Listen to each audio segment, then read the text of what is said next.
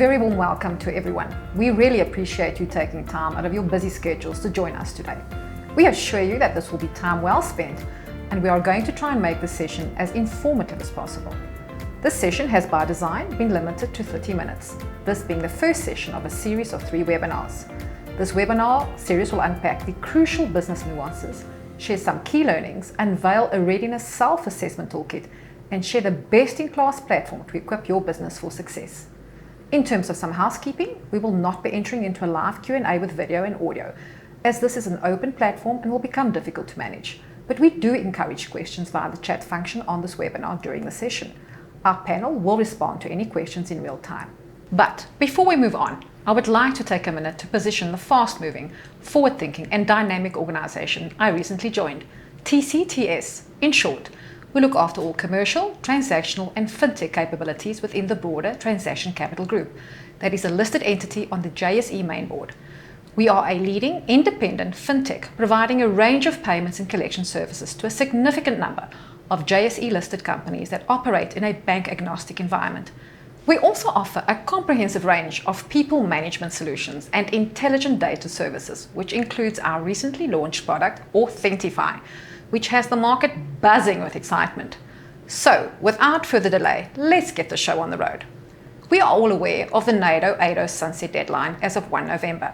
So with less than 45 weekdays left, we are going to try and help you with any business considerations and share with you some of the practical lessons we have learned when it comes to fast-track the implementation of DebiCheck through our experience of working with many customers across various sectors and industries.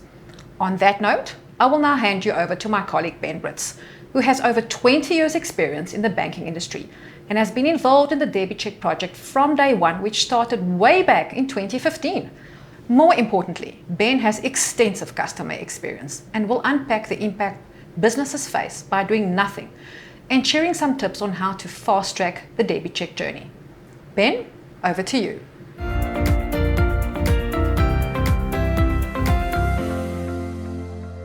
Thank you, Aline. Let me start by thanking the audience to give us some of their valuable time. I'm going to start off by giving a quick overview of what exactly is DebiCheck, and the departure point there is DebiCheck is a formal regulatory product as implemented by the Reserve Bank. The whole concept is managed by the Payments Association of South Africa. It's obviously implemented and executed by banks, and then obviously service providers like TCTS tries to add value to that to enable our customers. All right. Very important, a bit of a brag sheet, DebiCheck is truly a global first. It's never been done before the way it's been done right now.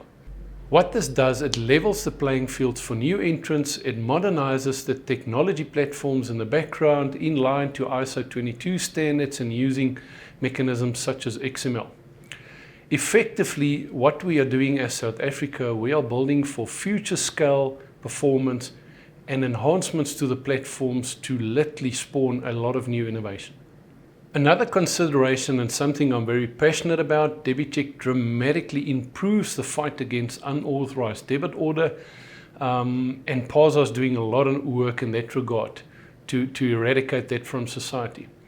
It provides access to early settlement windows, so it's a very special debit order, and it enables tracking and interoperability, and we'll expand on those topics during this webinar. It also provides a roadmap to strengthen the defense mechanisms available against irresponsible reversal of disputes. Having established an overview of DebiCheck, let's now move on to see what the remaining DebiCheck roadmap for 2021 looks like. DebiCheck has been a formalized project since 2015 and probably a few years before that in the conceptual phase. It's followed a very managed step change approach throughout the cycle, enabling bits and pieces of the functionality from a technical, a business and a consumer level consideration. It's been released to the market in a controlled manner as we ramp up our readiness for the 1 November deadline. Since the 1st of May of this year, no businesses can originate a new AEDO and NAEDO mandate, and the concept of adopting DebiCheck has been enabled through the migration phase. We've even introduced the concept of registered mandate service for mandates that's not authenticated to enable mass uptake amongst the collector community. as of 1 November, but if you think actually it's the night before, 31st October, you will not be able to process any new AEDO and NAEDO collection instructions into your service provider or bank, and the tracking of those collections already in the system will cease on the 2nd of December. Post 1 November, that leaves only DebiCheck debit orders or normal debit orders available to collectors to make use of, and then the AEDO and NAEDO products, as we know it, will be sunset or closed down. Okay, so having established the roadmaps that's left for this year, let's look at the impact now to businesses if they're not going to make use of DebiCheck or they haven't done anything to get ready for it. Most businesses originate and grow their sales by 5%. If you're lucky, it might be more, it might be less, but there's always new money flows that comes into a business. Unfortunately, there's also customer churn as consumers drop off or they choose not to renew their contracts and so forth. We estimate that COVID has had quite a dramatic impact on the new originations and the drop-off, but on a like-for-like basis, we think most businesses are still growing, just at a compressed level. The next thing to consider after your growth and origination stuff is you have to consider the impact of unpaids. Now, let me take 1 minute just to explain. Unpaids is the term referred to when you processed a debit order on a consumer's account, but on that day the consumer actually didn't have money. If you think back in the olden days, it was a check that bounced. Similar principle. What we've seen post-COVID and the economy not growing as fast as we're all hoping to, we've seen a dramatic impact in the growth of unpaids from customers that we make use of, and we think that trend is probably true for the whole of South Africa to a lesser or a larger extent. As we move through the various lockdown levels, we've also seen entire sectors being closed down and open up, and obvious examples there, the travel industry, the entertainment industry, restaurants and so forth. Unfortunately, that's got a negative impact on consumers that may be employed in those sectors because they may or may not have income that comes in, and the moment they don't, that's going to impact people that run debit orders on their account. And again, that will increase your unpaids. So while most consumers probably still want to honor their commitments, chances are that they can pay some but not all. To amplify the cash flow problem, we also have to take cognizance of something we refer to as a dispute. And a dispute is simply a consumer that honored their debit order commitment. A week later, they realize they need a bit of cash flow for whatever the expense might be, and they simply use their banking app or phone their bank to say, I want to reverse that debit order, I'm not happy with it. Depending on the circumstances, the bank will then reverse that funds, pass it on to the consumer and take it back from the collector. That creates challenges for the collectors because they have to reconcile and keep track of all of this and figure out what they do between that instance and the end of the month before they have to run the next set of debit orders. And of course, then we all face the growing problem of fraudsters that will increasingly create means to commit fraud. They will contract with the service provider, they'll provide false details, and post the contract they will then simply not pay, but by now you might have given them the cell phone, the contract, the fridge, depending on what you sold to them, and you have very little chance of recovering your fees because since then they've closed the bank account, they've changed the contact details, and now you're a sitting duck. And that example just refers to the amateur crooks. The real professionals won't even bother with all of that stuff. They'll fraudulently create information, they will contract with you, and then you won't be able to trace them. To some extent, the only way you can get hold of someone like that after the fact is you have to have great contactability, and in session 3 of this webinar series, we'll cover a little bit about what TCTS can also do to assist your company in that regard. So having established what the impact on your business of unpaids and disputes is, let's now look at what DebiCheck can enable and offer to your business to reduce that problem. First of all, we have seen from our customers the impact of DebiCheck that enables you to get money before any other debit orders, and you can do tracking. We think it can claw back as much as between 5 and 10% of money that's supposed to come in that has not.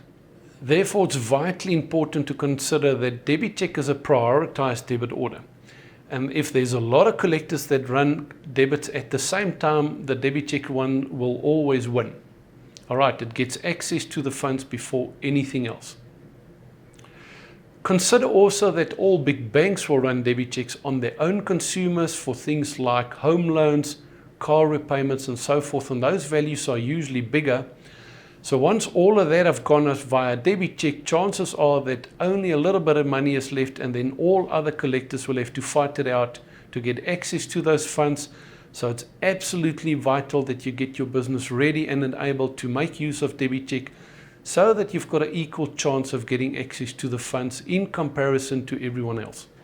Like AEDO and NAEDO, DebiCheck also enables the concept of tracking, and what that means is you can keep on monitoring an account to see if funds come into the account on the day thereafter or days thereafter. And let's use a practical example. If someone is paid on the 25th, but that falls on a Sunday, very often the employer of that consumer will pay it on the Monday thereafter. And if you just run normal debit orders, you will not get paid because it doesn't have the concept of tracking. DebiCheck can track for up to 10 consecutive days, and the bank will actually place a hold on any funds that come into the account to make sure the collector that has run a DebiCheck collection have first right at those funds. Another component that's often overlooked is what is the impact on your business in terms of time, effort, overhead and resources to follow up on the unpaid. And you can imagine if someone was supposed to pay you on the 25th but they did not, someone in your business the next day probably have to get a report, reconcile it, find a contact number, and then phoning up to say, why did you not pay me? Will you pay me next month, or are we at the point of cancelling your contract? All of that costs time, effort and money. So as we've seen, a combination of unpaid disputes and your internal overheads easily can cost you up to 10% of your cash flow. We think DebiCheck can dramatically reduce that. Okay, so now that we've established what DebiCheck is, how the roadmap looks for this year and the impact on your business if you do nothing, let's move over now to see, so what are the tips and tricks that we can share with you out there to make an informed decision to adopt or not adopt DebiCheck.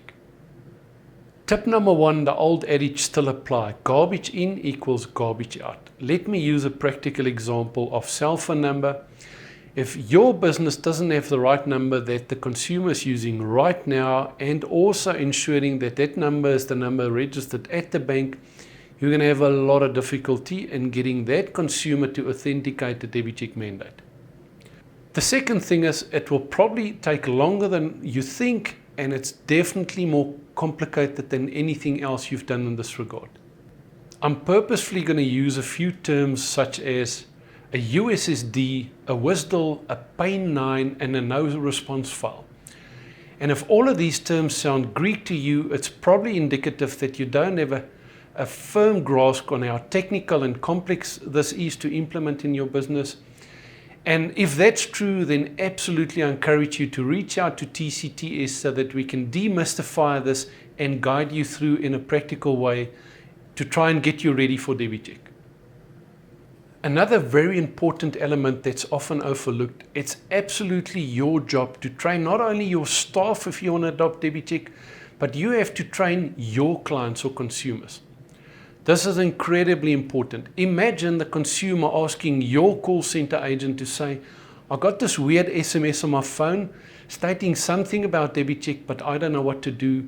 The call center agent then cannot respond to the consumer stating that I don't know, maybe phone your bank. It's a very important piece as part of getting ready for the DebiCheck journey. Please make sure you train your customers adequately. Something else that's really important to formalize is how does your sales strategy controls link up to your collection controls? I want to use a practical example.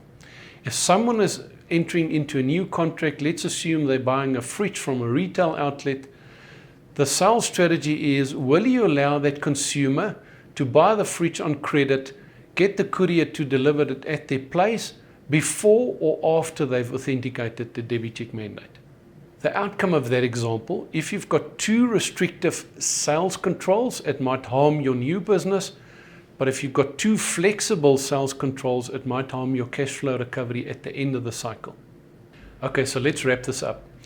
The last section deals with a brief overview of the questions you should be asking the service providers and of course how we differentiate ourselves in the market. First question, for how long have they offered the DebiCheck solution to the market? What's the experience levels and are they battle hardened? TCTS has battle hardened over the past 5 years, dealing with multiple customers across various sectors and industries, ranging from very small to very large corporate companies.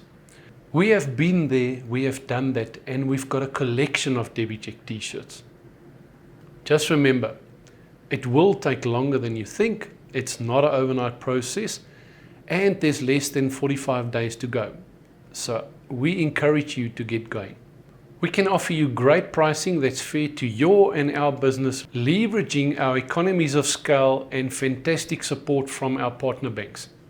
Ask for some customer testimonials, phone those companies and ask about their experience in dealing with the service provider. We also have extensive experience in dealing with collectors where their customers are bad payers. And that's a vitally important aspect because those are the consumers you want to enable DebiChecks on. Some of our other unique selling points are our capability to allow interoperability, and we can seamlessly take your normal debit orders, get it into the DebiCheck stream for processing, but also back to normal debit orders if it's a good payer that consistently honor their commitment. We also have a combination of channels available to our customers, ranging from front-end solutions, batch up and download capabilities, and even APIs for real-time integration for bigger businesses that require this functionality. We have extensive experience in offering DebiCheck solutions, and we are the largest independently owned transaction aggregator in South Africa. We've got the skill, experience, systems, and appetite to assist your business in getting ready for DebiCheck before 1 November, as evidenced from us hosting this webinar series on a public platform that even includes some of our competitors. Thank you so much for spending time with us today. I'm going to hand you back over to Aline.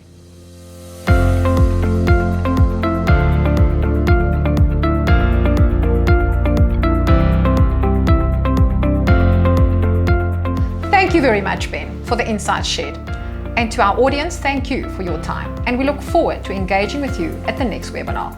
Our second of the 3 series webinar will focus on identifying and prioritizing the main business challenges and will include a short demonstration of our solution capabilities. We encourage you to send us your feedback and input by completing the poll. Please look out for reminders that our marketing team will be sending out to you shortly. Take care and stay safe. Hamakachli.